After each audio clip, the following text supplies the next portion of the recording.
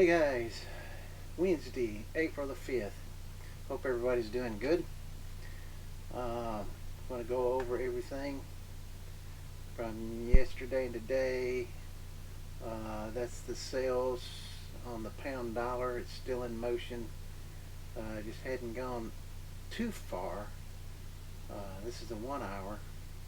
You've had a couple chances to get in it because there's been several poke ups right there.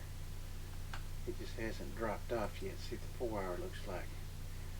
It's in sell mode too. It came up to there. If you was in the sell, this is where your stop's going, right there. Whichever one of those highs, which looks like that one. Not that one now, but it actually would be that one is your stop on the 4 hour. That's the pound dollar.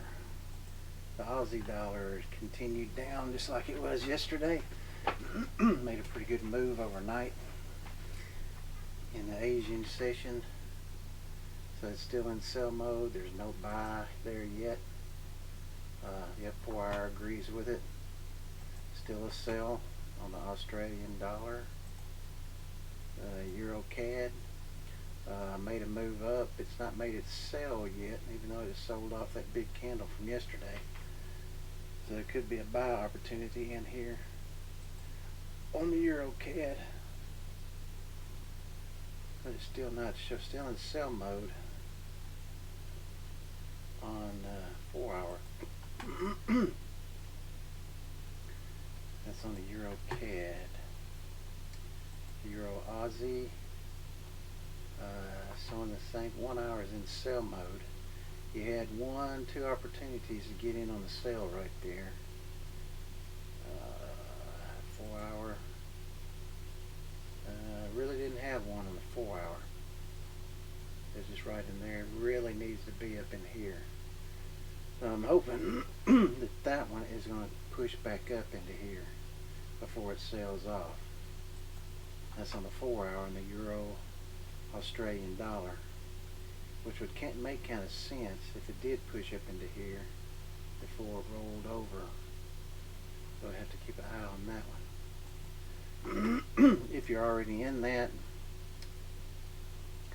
of course, that's where your stop goes, is right there at that candle, not this one, that one right there. If you're already in the short, you should have taken some profit and moved your stop down to there, and if you wanted to lock in a little bit more on the rest, you could do that if you wanted. The CAD yen is in a buy mode now on the 1 hour at least. The 4 hour may or may not be there yet. No, it's still in sell mode. It really didn't come up there where it needed to for a sell.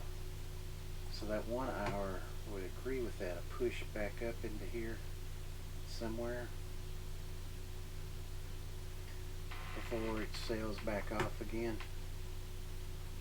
on the Canadian yen. Odd yen, same thing as the CAD yen. Looks like it's starting to buy on the 1 hour. 4 hour, same thing. In sell mode, looks like it's going to come up here. Probably take that wick out just a little bit, come up into here somewhere before it rolls over. So you could possibly get a buy, a little bit more room buy in there. Matter of fact, I think I'm gonna. That's a low risk trade. I think since I've seen that one, wasn't looking at that before. We're going to take a trade on it.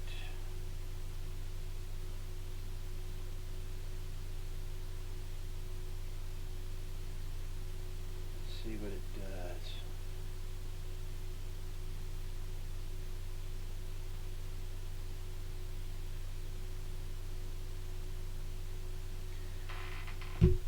So I'm hoping that it's going to pull back down into here, gives the opportunity for low risk buy, and then it's going to explode to the upside. That's the odd yen. Pound odd. Been in sell. You got a good sell right there, and you're in the money. 4 hour is in a sell too, but it's not showed that it's You got a good, because it could come back up into here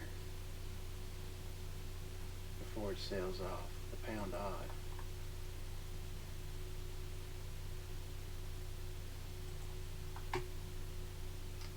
Pound CAD in sell mode on the 1 hour. You had a good couple opportunities right there to get in short. You got a little money right now, and that agrees is still in the short mode on the pound CAD, so it could drop further. The pound yen, it's turned around for a buy mode here now. 4 hour does not show that, it still shows a sell, so those don't agree. So the pound yen could come back up into here somewhere before it sells off. There could be a run up tonight before turning around and sells off on the pound yen. Euro New Zealand yen, you had that one big candle from yesterday. Actually, that was last night during the Asian session on the New Zealand news, and it's kind of stayed within that candle all day. So it's showing a buy right there, but you would like a better buy back down into here, low risk. 4 hour is still in sell mode,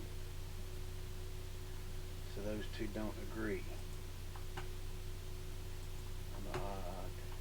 In Euro New Zealand, pound New Zealand, same thing. Candle made the same thing. It's the exact same picture, so it's going to be the exact same trade as the pound New Zealand. It's going to be a buy. I'm looking for down here. It's going to be a sell back up into here before it drops off, because you want a low risk trade. You don't want to sell it right here when it could go back up here, because now your stop is way up here. That's too big a risk. You have to go really, really small, and then just add to it when it comes back up in here. But still, that one's going to lose a good bit of money. Pound New Zealand, Euro New Zealand look the same. New Zealand yen, that was after the news last night, made a big candle, sold off, continued to sell off, and now we got a buy down here on the 1 hour. 4 hour, still in buy mode, hadn't started to sell yet, so it could push up New Zealand yen. Could push up into here.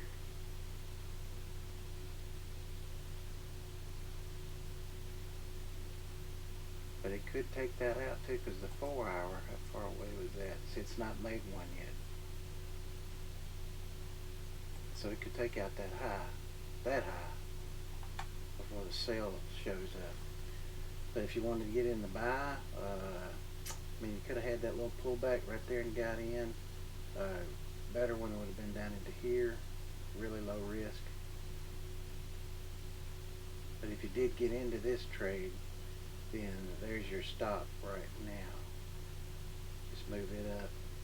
You got that poke down because you want to protect that profit instead of wiping it all out. New Zealand yen, and finally the Euro yen, been in sell mode, is now turned around to a buy mode. There's your little poke down for a buy, low risk buy, and the Euro yen is still in sell mode. So that means this could pull up into here somewhere and give you another opportunity for a low risk sell on the Euro yen. So that's it for all those. I hope everybody is making money.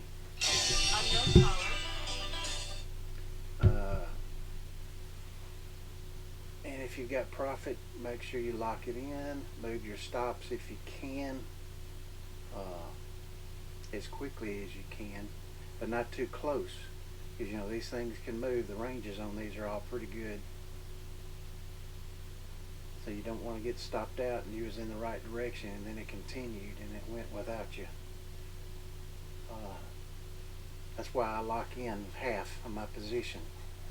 it's 60, 70 pips somewhere in there. It's just depending on what the day was for the range and how much further it has to go. That's what I base getting out on, 60 or 70 on each one, at least half, and then let the other half do whatever it's going to do. Hopefully, if it keeps going down, I keep moving my stop down. In the second half is hopefully going to make more money. But either way, it's going to make money. So the pressure's off for trading.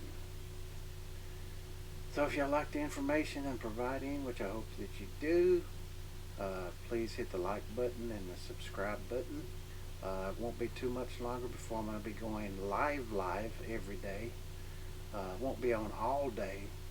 We'll be on, for 3 hours, anywhere from 3 to 5 hours every day on Tuesday, Wednesday, and Thursday. So I hope to see you guys tomorrow. We're doing another video tomorrow. Remember the bank holiday on Friday for the U.S. here. So trading is going to be minimal, even though the non-farm payrolls comes out.